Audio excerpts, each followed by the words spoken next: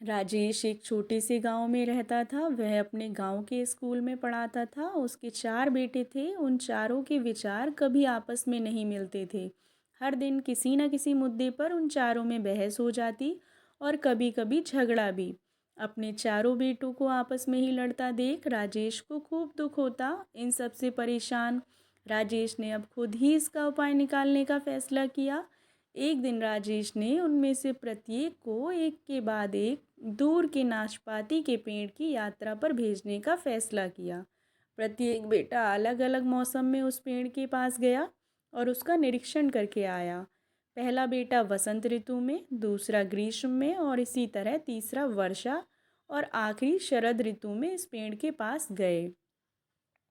वर्ष के अंत में राजेश ने अपने बच्चों को एक साथ बुलाया और उनसे पूछा कि उन्होंने क्या देखा है। वो एक एक करके सबके सामने बताएं। जिस बेटे ने सर्दियों में यात्रा की थी उसने पेड़ के सामने कठोर और बदसूरत खड़े मूड़ और बंजर पेड़ के बारे में बताया। जो बेटा बसंत में गया था वो उससे असहमत हुआ। उसने कहा कि पेड़ मोहरों से भरा हुआ था और उसकी शाखाओं पर नई कलियां खिलने को थी। तीसरा बेटा जो गर्मियों में यात्रा कर चुका था वो उन दोनों से असहमत हुआ। उसने जो नाशपाती का पेड़ देखा था वह सुंदर फूलों से ढका हुआ था जो दिव्य दिखता था और महकता था।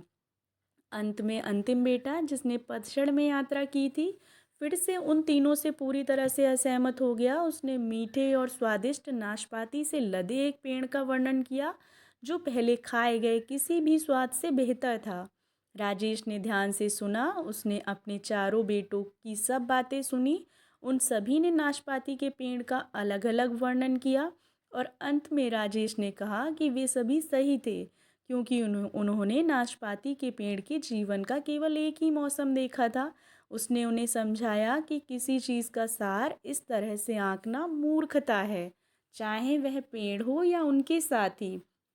जिस तरह पेड़ को केवल वर्ष के अंत में एक पूरी तरह से मापा जा सकता है, हर मौसम में अडिग खड़े रहने के बाद जिस तरह अंत में पेड़ को फल नसीब होते हैं वैसे ही मनुष्यों के साथ भी होता है।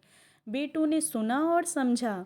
उस दिन के बाद वे किसी भी विषय या मुद्दे पर अपनी अपनी राय देते बजाय एक दूसरे के साथ झगड़ा एक दूसरे को जज करने के वे सब एक दूसरे का नज़रिए को समझने की कोशिश करते। आशा करती हूँ आपको कहानी पसंद आई होगी। कहानी पसंद आई हो तो वीडियो को लाइक एंड शेयर करें और हाँ, चैनल को सब्सक्राइब ज़रूर करें। कहानी सुनने के लिए आप लोगों का बहुत बहुत धन्यवाद।